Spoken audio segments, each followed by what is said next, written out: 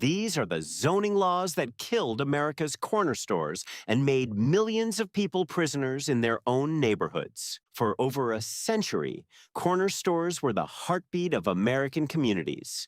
You could walk down the block to grab milk, chat with neighbors, and let your kids develop independence by running simple errands. But starting in 1916, a quiet legal revolution began that would systematically erase these gathering places from the American landscape, forcing millions into car dependency and creating what we now call food deserts. The story begins in Berkeley, California, where real estate developer Duncan McDuffie championed America's first single-family zoning law. McDuffie wasn't just protecting property values, his developments came with racial covenants that explicitly barred homeowners from selling to people of color.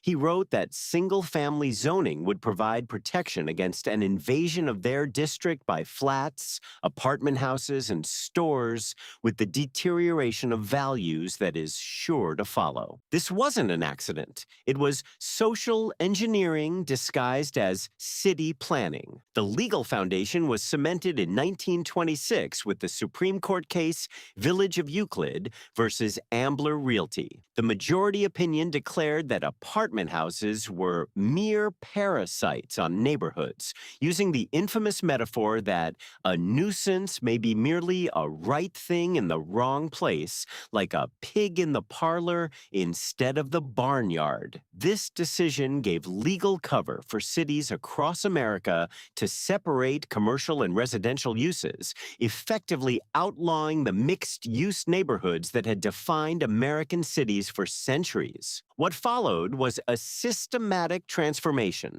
Registered vehicles in America exploded from 8,000 in 1900 to over 20 million by 1927, and cities redesigned themselves around cars rather than people.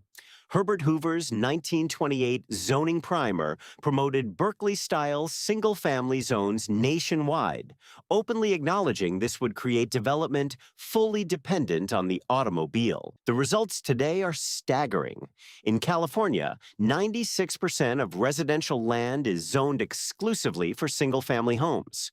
70% of all residential zoning in America follows this same pattern. The average American now spends 99 hours stuck in traffic annually, while 23.5 million people live in food deserts, areas where accessing fresh groceries requires a car journey. The human cost extends far beyond inconvenience. White families have average wealth of $188,200 compared to just $24,100 for black families, partly because exclusionary zoning concentrated wealth in car-accessible suburban neighborhoods. 18% of African American households don't own cars, compared to only 6% of white households, making them particularly vulnerable to food insecurity in neighborhoods designed around automobile access.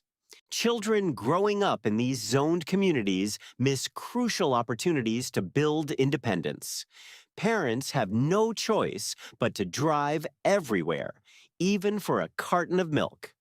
The spontaneous encounters that build community fabric, bumping into neighbors at the local store, simply don't happen when everyone drives to distant strip malls. But change is finally coming.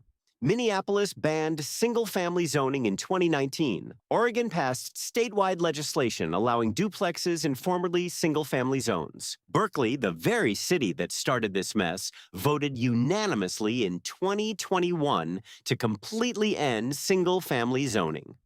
Austin, Texas followed suit in 2023.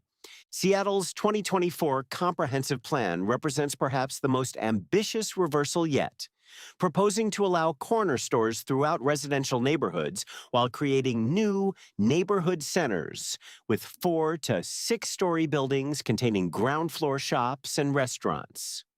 During public comment periods, residents overwhelmingly supported bringing corner stores back, with many urging planners to allow them on every block, not just corners.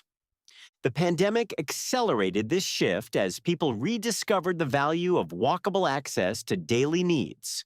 Philadelphia's Healthy Corner Store initiative has already demonstrated success. Stores in the program saw produce sales increase 60% after installing prominent fruit and vegetable displays. America is slowly remembering what we lost when we zoned away our corner stores. These weren't just retail spaces, they were the infrastructure of community life, places where neighbors became friends and children learned to navigate the world independently. After a century of car-dependent sprawl, we're finally asking whether the pig really belonged in the parlor after all.